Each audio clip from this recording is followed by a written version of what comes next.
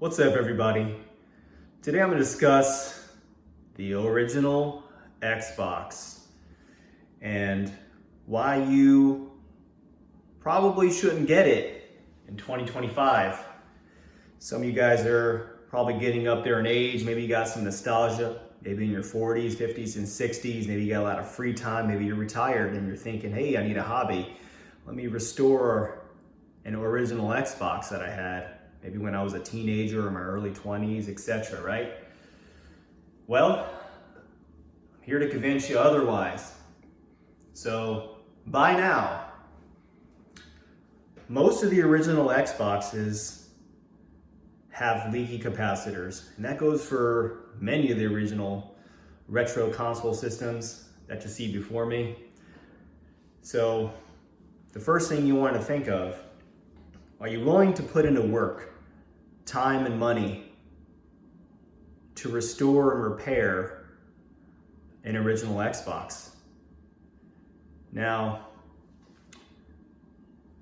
you might be the first one to open up your Xbox, and that's a good thing, because you don't know what you might buy on eBay. Some of the consoles I ran into have been roach infested, missing parts, or just straight up don't work. So the good thing is that a lot of it can be fixed. But I highly recommend you get an Xbox that hasn't been opened. This Halo Green one went on Facebook Marketplace. Got this for a really good price a couple years ago. But I knew what I was getting myself into. I knew that I was going to replace all the capacitors on the main board, the power supply, and even the DVD drive.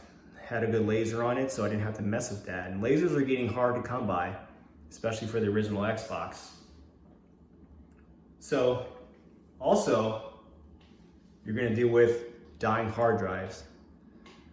So you're gonna have to replace the hard drive on there and clone it. There's plenty of videos on that. You gotta buy new IDE wires. You gotta buy an IDE to SATA converter, a new hard drive, and do you want to hook this up to your HD TV? Okay, well, you got to buy an HD adapter, hook up to the back of it. So unless you're willing to spend a lot of time, money, and effort into replacing all the capacitors, replacing the hard drive, getting the parts to make that brand new hard drive fit inside your Xbox, and just restoring it overall, buying all the tools. It needs a special tool to open up the bottom. So you might have seen some videos online where the user will hard mod a console, soft mod it, and not even replace the hard drive, not even replace the capacitors.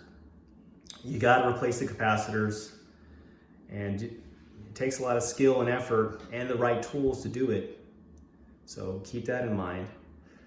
A lot of people jump to the newer Xboxes, Xbox Series X. It's a great choice. Many of the popular games are backwards compatible on it. So I recommend doing that if you're not willing to jump in to this big project, where once again, it's going to be a lot of time and money spent on repairing and restoring an original Xbox, because by now the leaky capacitors probably damaged the main board. You might have to do a lot of trace repair. So, but unless you're willing to put in the effort, it's a good feeling restoring it. It's a beautiful looking console, especially this Halo Green one that I have before you. And what I did was I soft modded mine. So we go to games here, and I got all kinds of goodies here, all the way down. One of my favorite is Capcom versus SNK 2. So that's a good thing about it though. Learn how to soft mod it. Takes a bit for it to load up.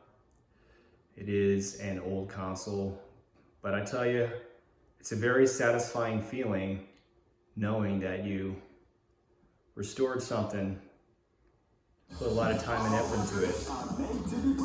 All right, just my 2 cents, y'all. Peace out. Word to your mother.